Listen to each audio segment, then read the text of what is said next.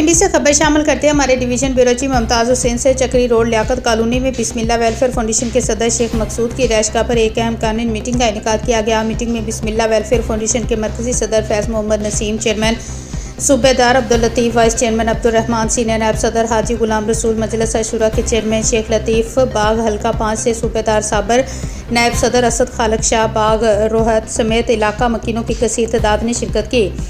Meeting से खिताब करते हुए चेयरमैन बिस्मिल्लाह वेलफेयर फाउंडेशन सूबेदार अब्दुल लतीफ़ ने कहा कि अदारा 2018 से अब तक लाखों मुस्तक अफराद की मदद कर चुका है। उन्होंने कहा कि हर माह गरीब और नादार ख़ानदानों को राशन फराम किया जाता है, जबकि आने वाले रमज़ानुल मुबारक के लिए खुसूसी रमज़ान पैकेज का भी ऐलान कर दिया गया है ताकि मुस्तक ख़ानदानों को ज़्यादा से ज़्यादा सहूलत फराम की जा सके।